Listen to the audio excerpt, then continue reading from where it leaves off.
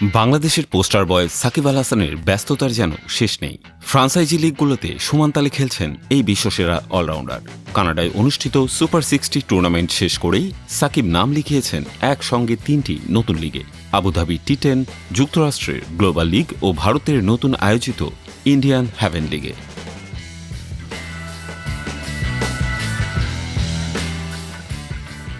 আসন্ন আবুধাবি টি10 লিগে সাকিব খেলবেন টুর্নামেন্টের নতুন দল রয়্যাল চ্যাম্পসের হয়ে। ইনস্টাগ্রামে এ তথ্য নিশ্চিত করেছে দলটি। তারা লিখেছে, global legends alert, Shakib Al Hasan এখন রয়্যাল চ্যাম্পসের পরিবারে যোগ দিয়েছেন। একজন সত্যিকারের অলরাউন্ডার, ম্যাচ উইনার।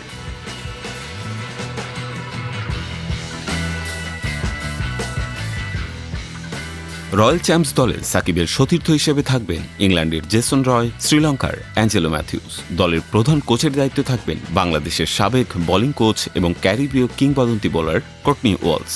টি10 ফরম্যাটের এই জনপ্রিয় লিগটি শুরু হবে আগামী 18 নভেম্বর। যুক্তরাষ্ট্রে অনুষ্ঠিতব্য গ্লোবাল লিগে সাকিব খেলবেন হিউস্টন রাইডার্সের হয়ে। এ লিগে অংশ নিচ্ছেন থিসারা পেরেরা, ইমাদ ওয়াসিম, মোহাম্মদ আমির সহ আরও অনেক তারকা ক্রিকেটার। এই লিগের জনপ্রিয়তা দিন দিন বাড়ছে এবং সাকিবের অংশগ্রহণ সেই আকর্ষণ আরও বাড়িয়ে তুলবে নিঃসন্দেহে। নতুন আয়োজিত ইন্ডিয়ান হ্যাভেন লিগেও খেলবেন সাকিব আল হাসান। যদিও এখনও জানা যায়নি তিনি কোন দলের হয়ে মাঠে নামবেন, তবে একটি ভিডিও বার্তায় সাকিব এই টুর্নামেন্টে অংশগ্রহণের বিষয়টি নিশ্চিত করেছেন।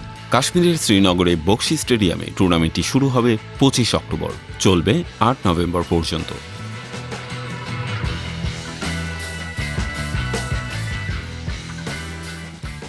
শেষবার সাকিব খেলেছিলেন কানাডা সুপার 60 টুর্নামেন্টে। তার দল ফাইনালেও পৌঁছেছিল, তবে তার ব্যক্তিগত পারফরমেন্স ছিল কিছুটা হতাশাজনক। 7 ম্যাচে ব্যাট করে মাত্র 45 রান ও বল হাতে 3 উইকেট নিয়েছেন তিনি।